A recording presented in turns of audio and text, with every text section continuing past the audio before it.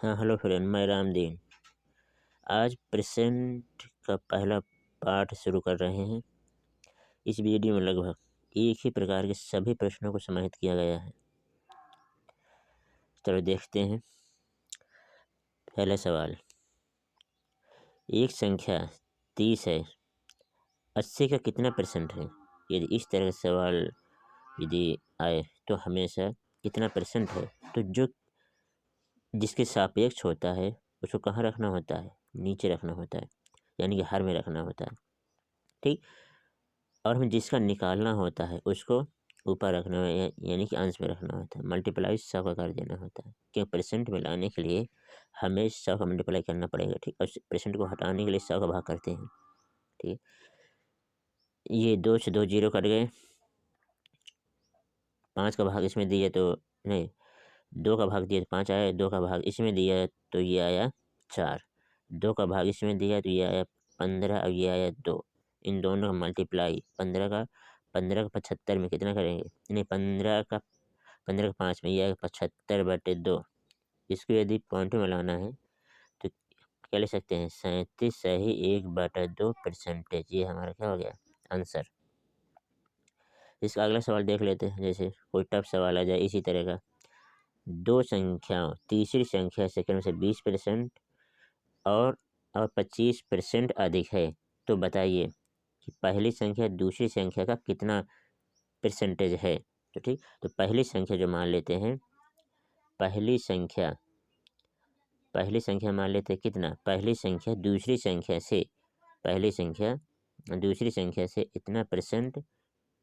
इसमें जो हमें तीसरी संख्या माननी पड़ेगी, तीसरी संख्या 100 को मानना पड़ेगा। और जो दूसरी संख्या तीसरी संख्या से, तो एक है हमारी तीसरी संख्या से 20% अधिक तीसरी से, और एक है 25% अधिक। ये हो गया।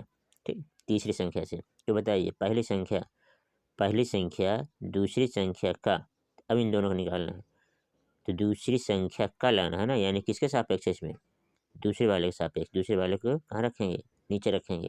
और किसका पूछ रहा है? पहली संख्या क्या है? 120। 120 के ऊपर रखेंगे, गुणे 100 कर देंगे। ठीक है, अब इसको हल कर लेते हैं। 25 का भाग इसमें कर दिया तो 4 आया, 25 का भाग इसमें कर दिया तो कितना आएगा? 25 का भाग कर दिया जाए 5 आएगा। ठीक, 5। अब 5 का भाग इसमें दे दिया 20 में, तो 2 4 कितना आया? 24। 24 का मल्टीप्लाई कर लिया जाए 4 में, 24 का मल्टीप्लाई कर लिया जाए 4 में, तो ये आ जाएगा हमारे 96%। ठीक, ये आंसर हो गया। अगला सवाल, संख्या 40 से कितना परसेंट अधिक है? जब अधिक वाले सवाल होते हैं तो ये देखना होता है इन दोनों का डिफरेंस कितना है। इन दोनों का डिफरेंस जो है 10 है। ठीक, किसी से पूछ रहा है, किसके सापेक्ष पूछ रहा है? 40 के सापेक्ष, तो 40 को नीचे गुणे 100, तो इसको काट देंगे। एक जीरो से एक जीरो कट गया, 4 का भाग दिया 100 में तो कितना है? 25। तो 25% अधिक है। ठीक, अगला सवाल, अगला है, यदि ए बी से 10% अधिक है, तो बी ए से कितने परसेंट कम है? यानी कि जो ए को मान लेते हैं कितना? 100, और बी को मान लेते हैं 100%। क्या है? बी का मान क्या है? अधिक है 10%, तो इसको होगा 110। अब देखना है इन दोनों का कम या अधिक पूछ रहा है ना, तो कम, इन दोनों का डिफरेंस कितना है? 10। तो 10 बटे किसके सापेक्ष है? ए के सापेक्ष है। ए का मान कितना है? ए से कितना परसेंट कम है? 100 गुणे 100, दोनों काट दें, कितना है हमारा आंसर आ जाएगा? आंसर 10%।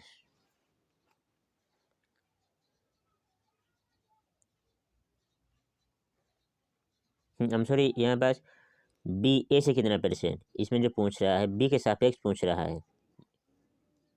बी का मान 110 है। ठीक है, 110, तो इसका मान निकाल लेंगे। ये हमारे आ जाएगा 100/11। कितना आ जाएगा? 100/11%। ये होगा आंसर। ठीक है, अगला, क्योंकि इसमें पूछ रहा था ए से कितना परसेंट, बल्कि किसका पूछ रहा है? बी। ए से कितना परसेंट, हमें पूछ रहा बी का। ठीक है।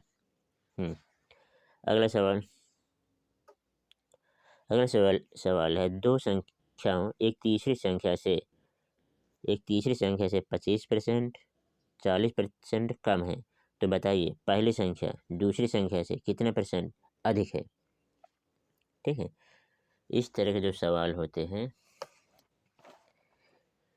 जैसे तीसरी संख्या को मान लिया जाए क्या, तीसरी संख्या नहीं दिया तो तीसरी संख्या क्या मान लिया जाए 100। अब दिया है पहली जो संख्या है 25% क्या कम है, तो यानी कितना हो जाएगा 75, ये पहली संख्या हो गई। और जो दूसरी संख्या कम है कितना है 40 है, तो ये हो गया 40% कम यानी कि 60। तो ये हो गया 40% कम और ये हो गया 25% कम तीसरी संख्या से। ठीक है।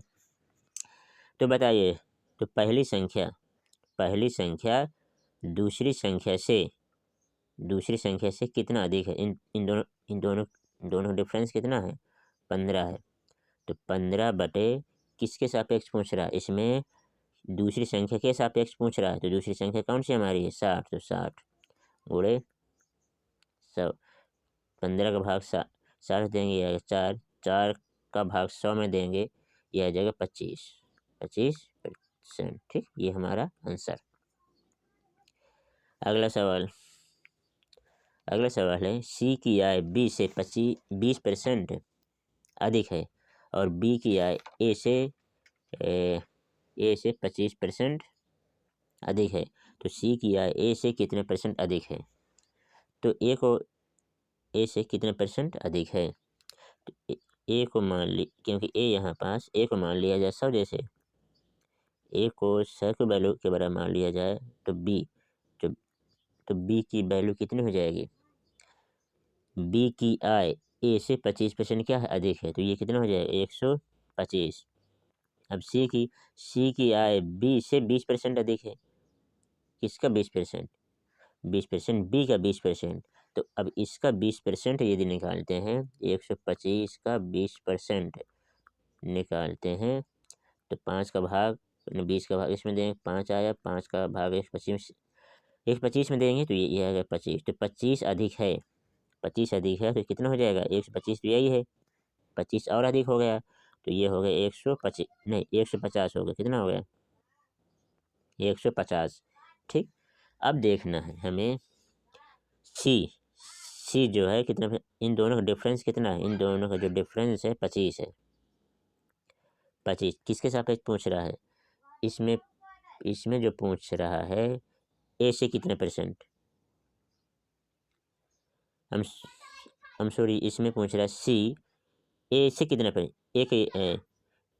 सी ए से कितने परसेंट, इन दोनों डिफरेंस निकालना पड़ेगा। इन दोनों जो डिफरेंस है 50 है, क्या है 50 किसके सापेक्ष है, ए के सापेक्ष निकालना है, तो 100 और इंटू में 100 करेंगे, इन दोनों काट दें, कितना आएगा 50%।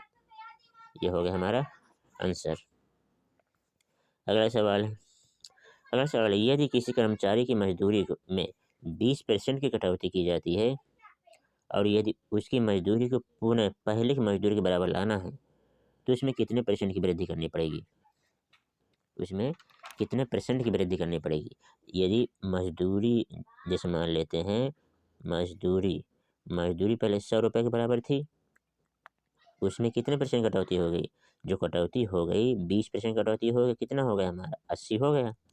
तो अभी हम इन दोनों डिफरेंस क्या है 20 है, अब फिर से हमें 80 पे बढ़ाना है, 80 पे बढ़ाना है। ठीक, 80 पे बढ़ाना, 80 के सापेक्ष निकालना है, गुणे 100, 1 0 से 1 0 कट गया, 2 का भाग इसमें करेंगे 4 का भाग 100 में करेंगे, कितना आएगा 25। तो हमारा जो आंसर हो जाएगा कितना हो जाएगा 25%, यानी कि उसकी आय में 25% की वृद्धि कर दिया जाए तो पहले के बराबर मजदूरी हो जाएगी। ठीक। अब अगला सवाल है, चीनी का मूल्य 20% बढ़ता है, तो चीनी की खपत में कितने परसेंट की कमी किया जाए कि उसकी कुल खर्च स्थिर रहे। यानी कि जो पहले था, जैसे मान लेते हैं 100 रुपये, 20 रुपये बढ़ गए, तो ये टोटल कितना हो गया 120 रुपया।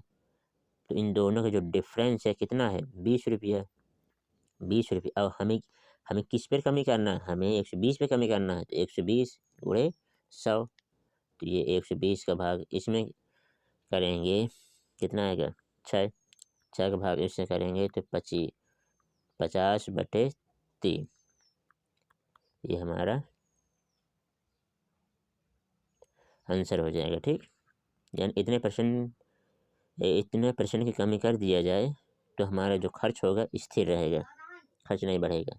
अगला सवाल, चीनी का मोल 20% घटता है, उसकी खपत कितने परसेंट बढ़ाई जाए कि जिससे कुल खर्च में 10% की कमी हो जाए। जैसे पहले जो मान लेते हैं 100 रुपये पहले था, 30% घट गया, 30% घटने के बाद कितना हो गया हमारा 70।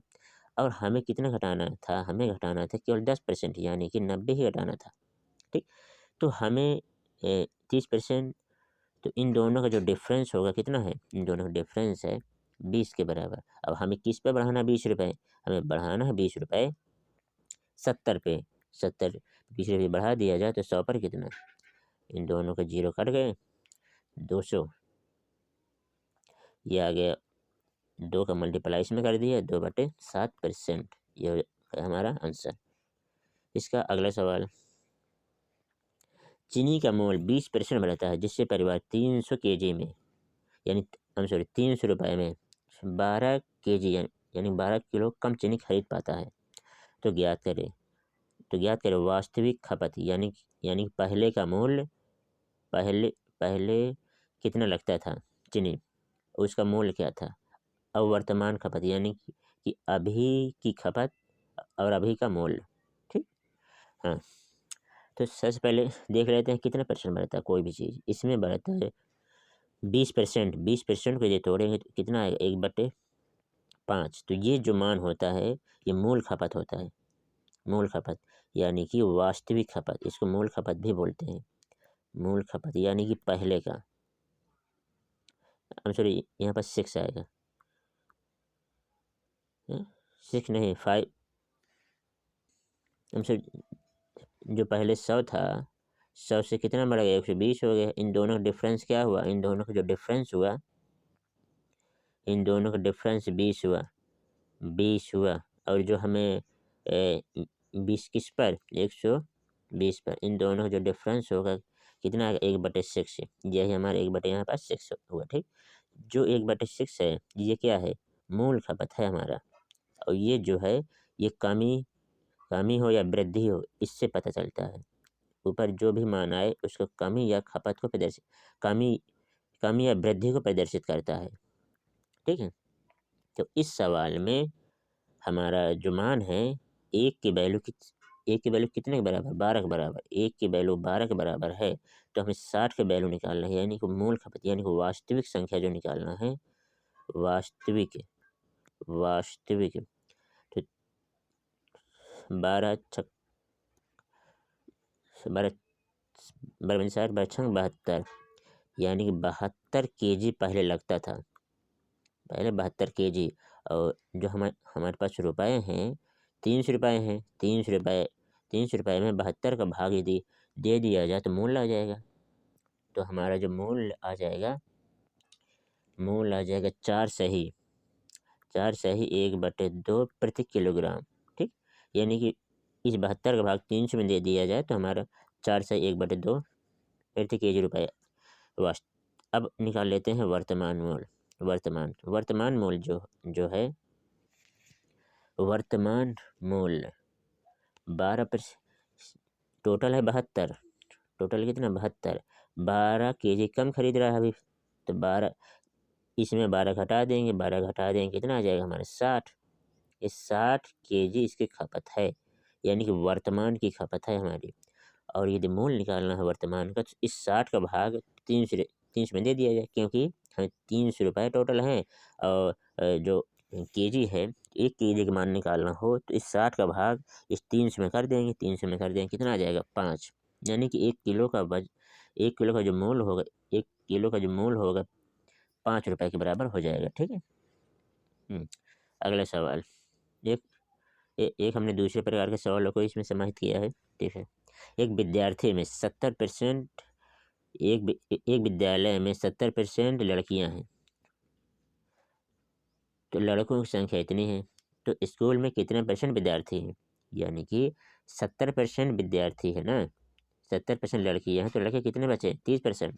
तो 30% के इक्वल किसके बराबर हो जाएगा हमारे 510 का 3 का भाग इसमें कर दिया जाए तो 10% की वैल्यू हमें आ जाएगी 17 51 होता इतना।